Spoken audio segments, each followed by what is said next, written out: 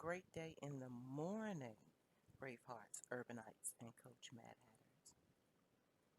I wanted to pop in real quick to share with you something that um, just came breezing through this morning after watching the Martin Love trailer. I tell you, motion pictures in this day and age is such an alluring phenomenon. So there are two movies.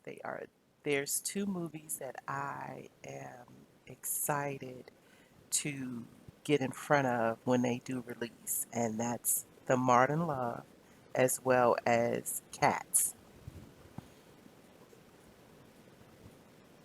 And I haven't been this excited to see a motion picture in quite a while, actually. So I'm excited, as well as I mentioned in the General Assembly, this is usually time. This is usually the time when I get in tune with the new book, um, as well as the flood of memories surrounding when my children were little, because this is pumpkin patch time, and this is baking pumpkin seeds, carving pumpkins, baking real life pumpkin seeds, and like ah, the autumn is just a magical time of the year, and I think I mentioned that before, so I'm not going to drill that in, but it really is. With that said, I would like to offer up a trifecta songversation series, 3 songs in this order. Listen to them in this order: Gratitude by India Re, You Might Win by Kim, and Healing by India Re. Listen to all 3 of them in one setting, back to back. And you know how I love to say, experience it in front of your journal. Jot down whatever comes to mind, even if it's just the lyrics. And then ever so often visit back with it and see if it has messages for you, specifically for you.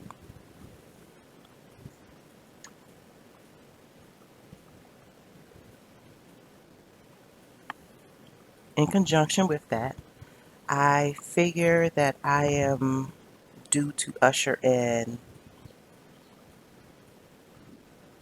what's called CoachTC's 90-day journey to heartfulness. I know we like to think a lot about mindfulness, but what about heartfulness? So today I'm officially ushering in a 90-day journey to heartfulness. So it will, even if you do not start it until October, so all of October, November, and December will be the 90 days to heartfulness that will usher you into 2020. And I think the leveling up of awareness will truly be a decent companion as we bring in the new calendar year. So I have a few keynotes that will help support us in this journey. And the first golden key, the golden turn key for us to stay focused on, is we will be engaging the immaculate riddles of the Sankofa Sphinx.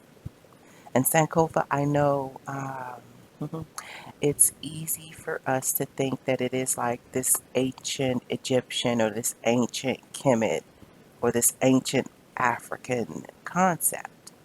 And the origination is, let's not twist that up. The solid origination of the context is, and we will keep that as the fundamental, the foundation.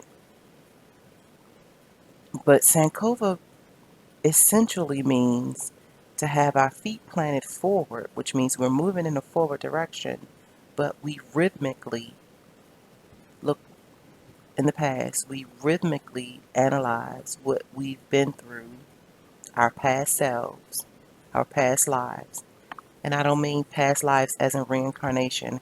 I mean past lives as in I am not who I was at 20. I am not who I was at 30. I'm not even who I was at 40. And in 10-year increments, we really do die and be reborn to to newness, if you will. And so I know specifically I am inside of a phase of a phoenix rising. I am burning to old ashes to rise as a new Thea, particularly as I am blending my personal and my professional life. I no longer want to compartmentalize them.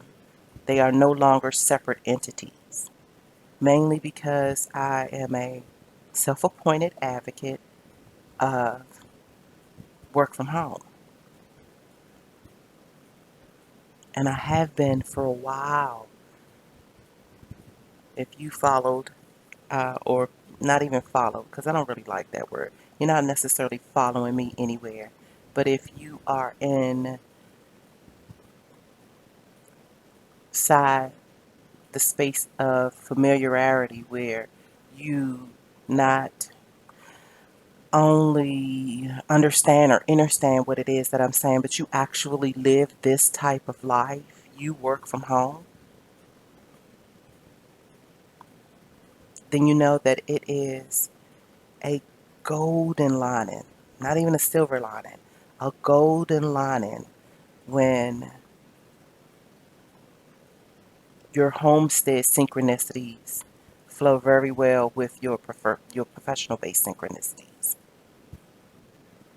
And that you can actually get up 5 a.m., start coffee, fire up your office, get the kids ready, usher them out, then take your first one, two, three calls, telemeetings or whatever have you, and then 15 minutes you can pop laundry in, you can check emails, and then you can take another one, two, three calls. Or if in fact you have clients that'll come to the house, and usually my mindset is that folks don't begin arriving to the house until 11. So between 11 a.m. and 2 p.m.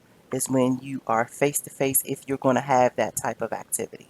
By 3 o'clock, you are pretty much um, preparing to receive the children back at home. You finish up whatever laundry needs to be finished up. You receive the kids. They have their little moment where they can unwind and do whatever it is that they figure like they're going to do. And then you check emails again and you respond or however it goes. And then by 5 p.m., you are preparing dinner. Kids are doing homework. By 7:38, bath time for all those who are going to, as you usher in to get ready to rest and relax. And that is the more simplified version of it, just me throwing it off the top of my head of how I have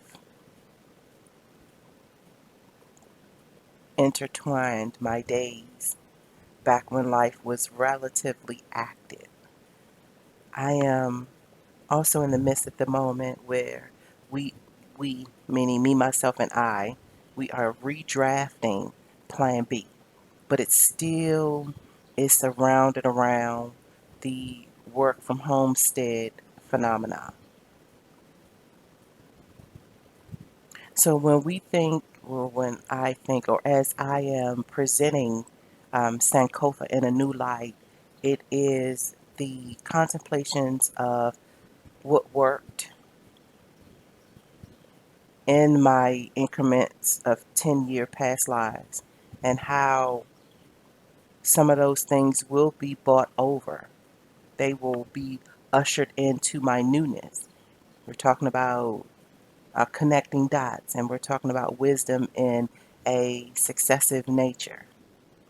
So, succession is a key component when you get into your more matured years, looking to incorporate all that you've learned in your life as tools for better utilization, for better self actualization. With that being said, there are some immaculate riddles that we will be faced with over the next 90 to 45 days, especially with the energies that we are now, uh, I'm going to say, being visited by. Because not all of us will be contending with the full moon in Pisces energy in a bad way, but we won't necessarily be hosted in luxurious accommodation either. Though those that are sensitive to the energy's presence,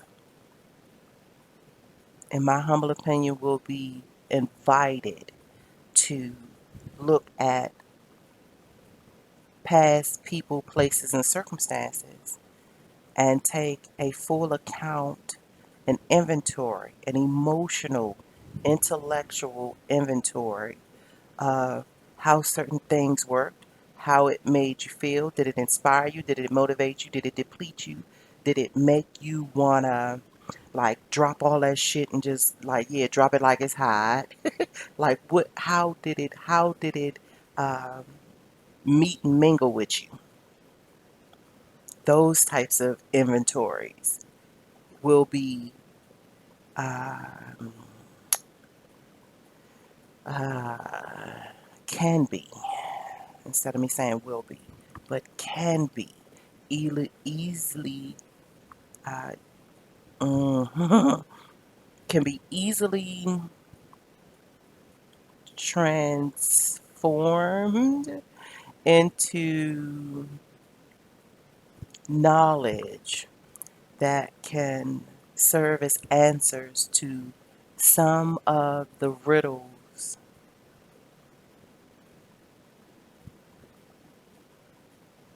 that, hmm, how am I trying to say this?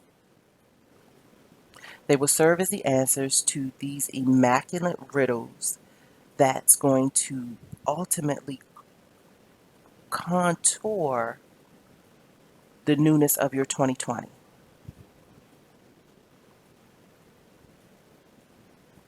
In my opinion, in order to do this in its most effective nature, active listening is going to take the front seat. It might not necessarily have to be the driving force, um, all depending on the source of by which you are listening. Your inner ear, the voice within your inner ear is, in my opinion, the driver. All outside opinions come in, uh, they come in order of importance. We must begin to listen to the voice that rings and chimes inside of our ears that no one else can hear.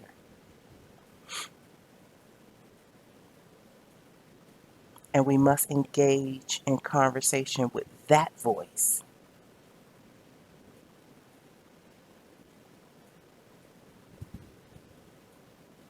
So active listening.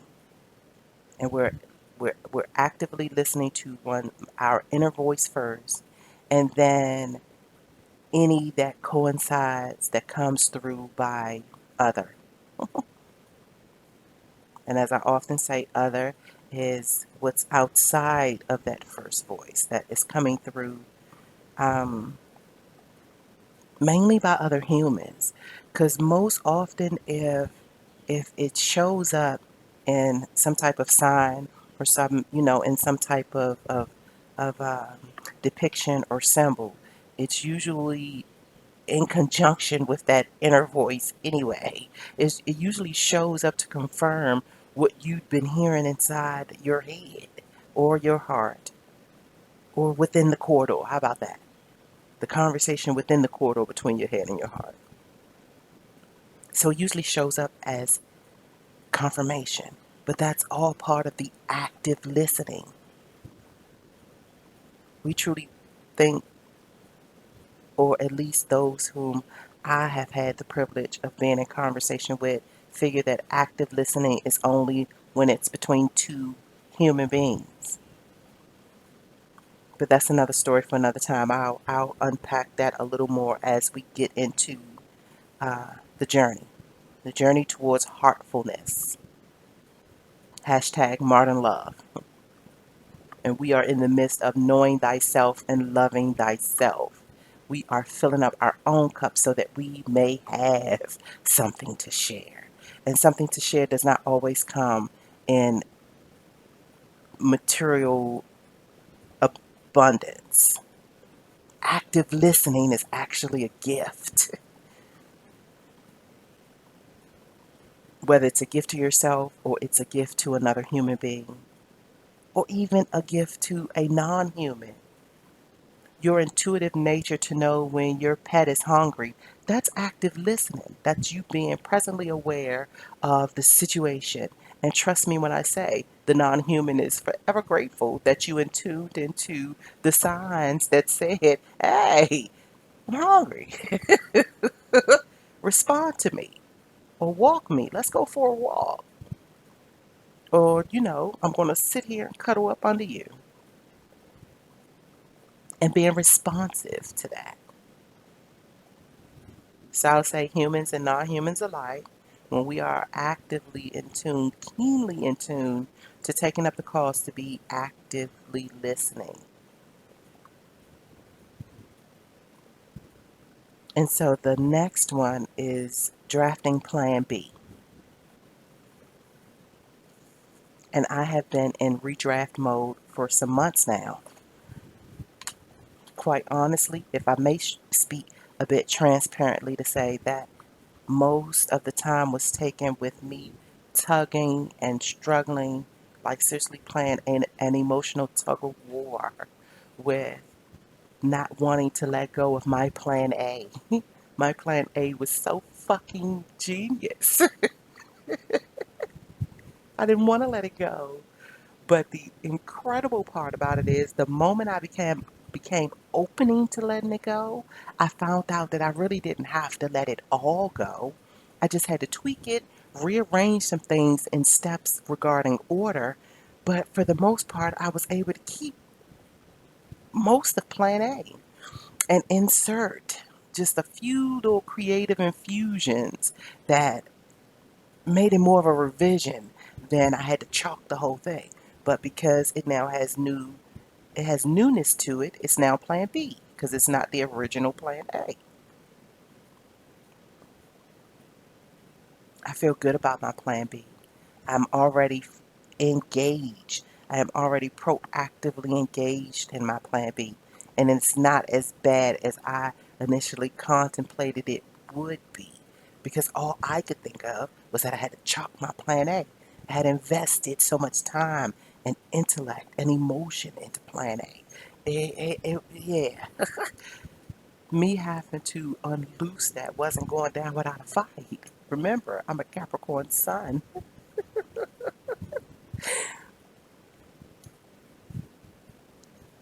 So, with that said, inside of my plan B, I have a few sacred synchronicities that I am either now engaged in, looking forward to be engaged in, or have had some type of engagement, but looking forward to increase that engagement. and they are the following. I'm looking to increase my walking meditations in nature. And usually, when I do walk out in nature, I suspend all worries and all things that go bobbling and toggling inside of my mind. I suspend it enough to see if there will be any incoming messages when I look at a tree, when I put my bare feet in the grass, or when I'm just walking and just allowing myself to scan my neighborhood, and then take note of those, bring them back to harvest them, and process them into what I like to call my progressive insurance. And so the next thing as well that I just mentioned is place bare feet in the earth soil. A lot of folks are not into such things. I am not pushing it in no kind of way to convince anyone to do it. But if in fact it resonates with your heart as you hear it as a suggestion and you are into such things, it is a great thing to be into. The next is absorbing the energies of the early bird's morning, which is between 6:45 a.m. and 8:30 a.m. There's a keen surge of energy between those within that timeline that if you even if you are just on the front stoop or the back stoop of where you live. And I say it that way because I know in most instances anyone who will come across this is living inside of the inner city urban corridors as I am, and so not necessarily um, uh, I'm lost for words again, but not necessarily or readily available to a big front yard or backyard where you actually can go and be truly connected with nature. But just to be in the vibe of that time, almost, if you will help clean the slate, at least for that 24 hours. It will help usher in the sense of a new slate. Even if you just stand and close your eyes and breathe in deeply and just allow yourself to become one with the early morning energies. The next is journaling just before you go to bed, and it usually serves as an unlock and unload type of activity, where you can like release it all into print. That works very well with me when I am bogged down with worry or things are so complex where answers are not readily coming to me. Now, the last two are my very favorites. I have been engaging in such activities, I want to say concentratively for like the last 2 months. And so now it's part of my everyday fixture where I am cultivating my inner garden, aka imagineering. I am closing my eyes and envisioning my inner garden inside of my chakra space. And all sorts of flora and fauna is now growing and ready to be harvested in that area. I'm going to do a different segment that will reveal certain things that I have included inside of this inner garden. But I got the idea from listening to the audiobook The Shack. My girlfriend Trina sent it to me. I first learned about it in 2011. And when she first introduced it to me, with me being and her being such book readers, she was like, "You don't know what the Shack is?" And I'm like, "Well, no, I don't." Um, but I'm glad the medium was the audiobook because the narrator truly took you from your wretched state and placed you into the story somehow, some way. And it was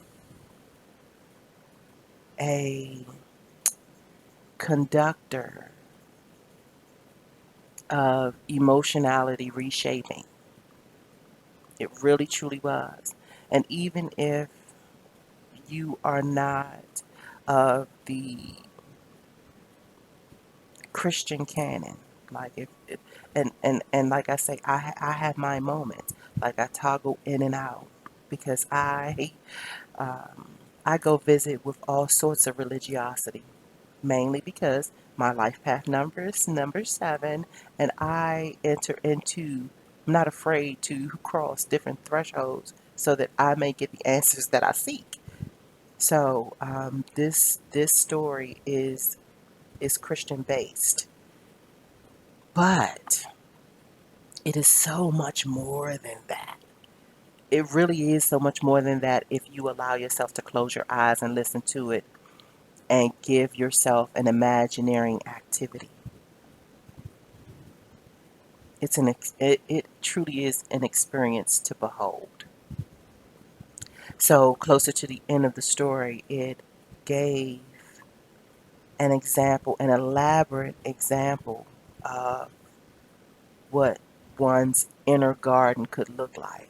So you know the saying where it says, um, "What you feed will grow." You can eat. You can either grow flowers or you can grow weeds. And I'm just like taking that off the top of the dome. Don't quote that. That's not the quote. But it is if you feed it, it will grow.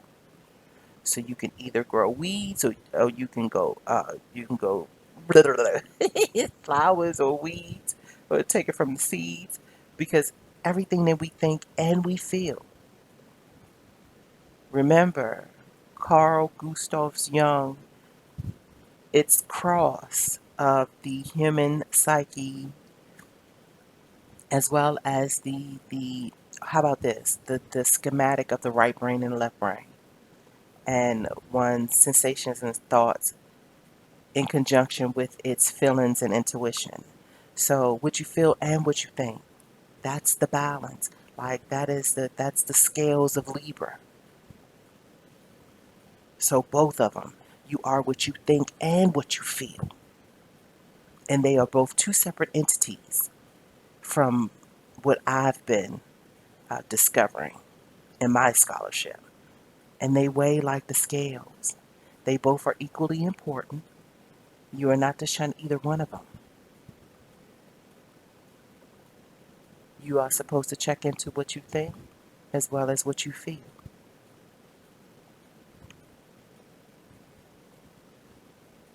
So the cultivation of one's inner garden is an activity of imagineering, but you can go in. Mine has a labyrinth and mine has fruit trees and without getting too involved, it has a golden spruce right in the middle of it. If you don't know the story of golden spruce, there's another story that is wonderful. It's rather long though. I don't think I've ever recommended a story to you that wasn't lengthy because it takes time to cultivate one's journey. I guess it's a tree beard thing. It's a Saturn thing. Don't do anything in haste. But the story of the golden spruce, yes, it's another life changing, emotionality contouring type of story. The shack allowed me to take my time to really understand the blueprint of how someone could go within and begin to build and situate from nature. Usually my rough drafts within my imagination had all to do with man-made physical structures. It had nothing to do with me actually inside my mind watching the grass sprout up or watching in certain increments, watching certain trees or directing certain trees to grow, certain grapevines to produce certain fruits. So the imagineering of one's inner garden as well as the imagineering of one's inner court. Now, the inner court is one's active, invisible muses and guides and ancestors. And so, me personally, without going too much into that, another story for another time, um, I usually treat it like the Council of Elrond. And if anyone's familiar with The Lord of the Rings, um, when Frodo had the weight of taking the the ring to be destroyed, all of the chieftains and those who were somebody met up at Elrond's castle in Rivendell to talk about how this could be achieved in its most safest route without putting Frodo's life in like unnecessary danger. It was already dangerous, period. But just how they could talk about certain preventative measures and things like that, and just like compare notes and give him some solid instructions of how to maneuver through the terrain while he was trying to achieve this impossible feat. So usually when I am in meditation, um, it is situated in that regard. Now, of course, I cannot see the faces of my ancestors or even my invisible guides per se, but I sense them. I sense their presence. And so I hold a council meeting. I am the moderator of such council meeting. And I've even gotten to the point where I will patiently wait for responses when I do pose certain questions about certain things, needing certain answers. And even if a direct message does not come during that time, it's amazing. Now, all questions don't always get answered. I am still whining and being baffled about certain things, but those instances where certain things do show up. It shows up through me looking at a movie or film or listening to a song or in conversation. Sometimes it shows up with me not even being part of the conversation. I am the student or the observer of two other people having a conversation. Or I am just bearing witness to someone else doing their due diligence with trying to gather up their answers for what it is that they're going through. So my answers, and usually when it shows up, immediately it'll bing, like, okay, so that was from the question that you asked this morning, or that was from the question that you asked a week ago. It kind of shows up like that.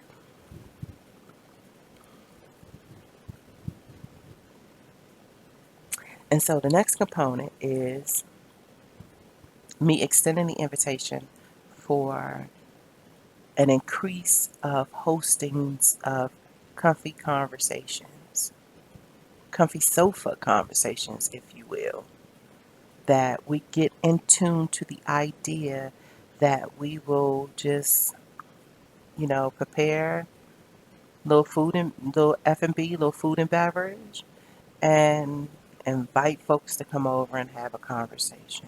Like, let's begin to talk about it. And that you do your due diligence with making sure that the atmosphere is comfortable and that it's neutral, and so that people may begin to have uh, what I would call an unofficial therapy session, that the space is safe for um, folks to unlock and unload. Now, I will say, in all honesty, that everyone is not equipped to do this.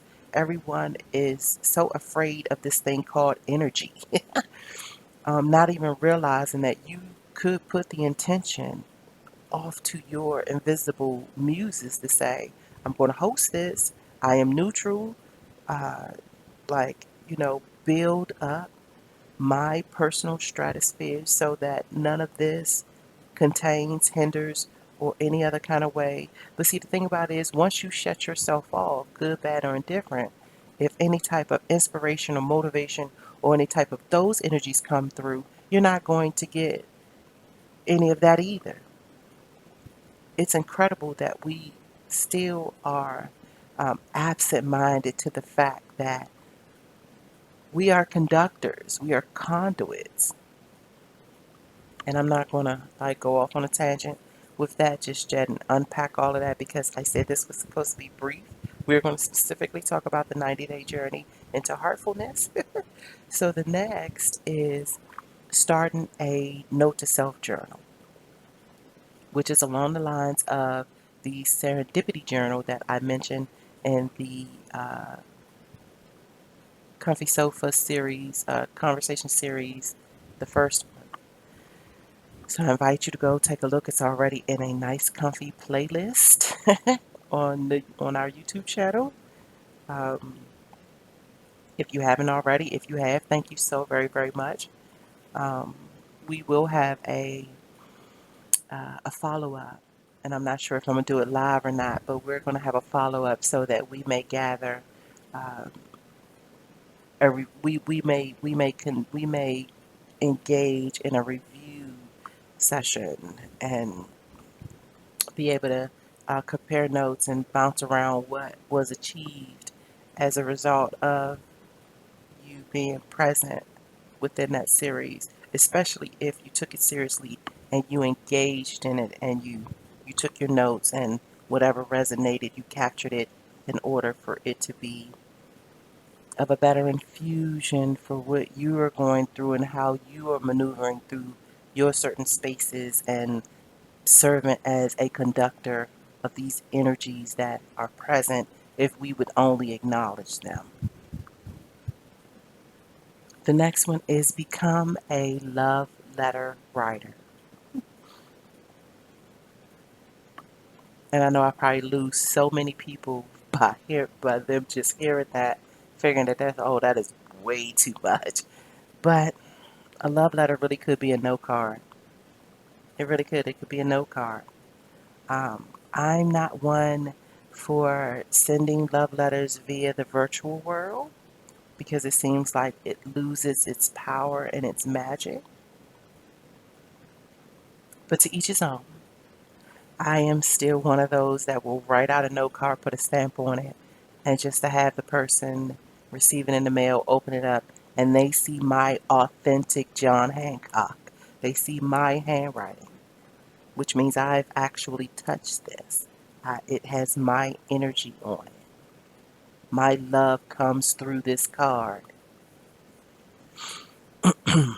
So if it resonates with you and it is something that you could definitely get some love, get some love brewing in that heart space, because anything that we engage with, it fires up, it sparks up the intent.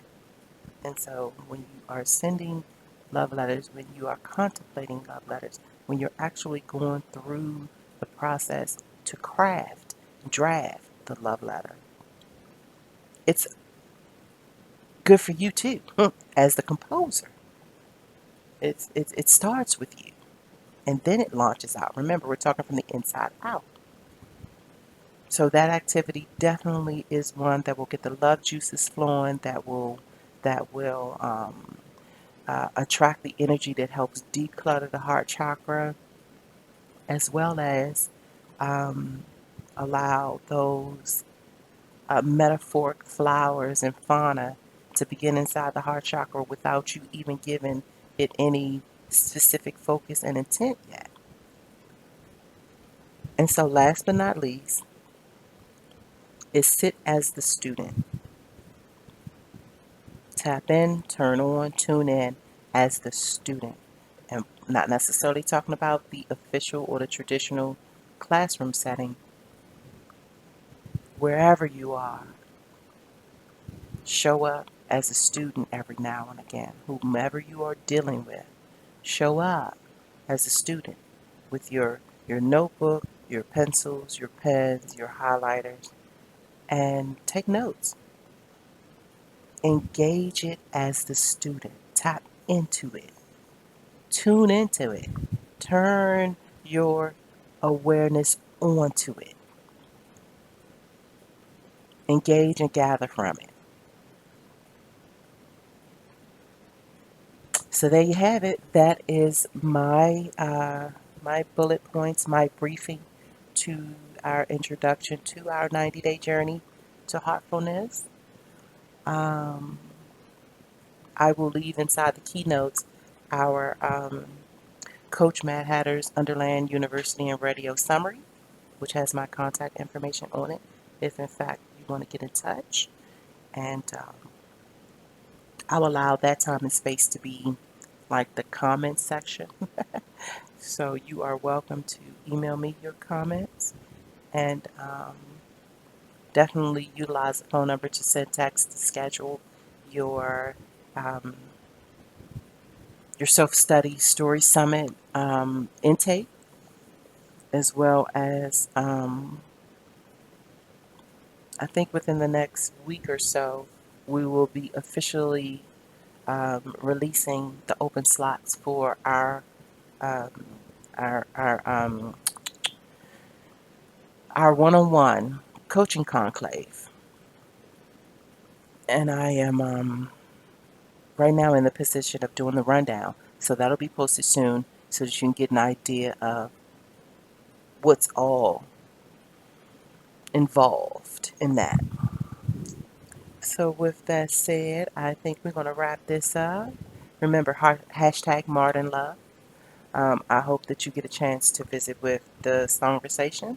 It's the Divine Trifecta. It's only 3 songs. You can go and carve some solitude, some private time out, some quietude, and listen to that. See if the divine has something for you within the string of those 3 songs. Well, all right. Enjoy. Don't be blind, but enjoy the energies of the full moon in Neptune and Pisces. Yes, the moon is engaging Neptune, and we know how mysterious and mystical and magical that can be. So hopefully we stand firm in being dedicated to understanding ourselves during these influential moments, and we stay tapped in and turned on and tuned in. Until next time, I wish you well.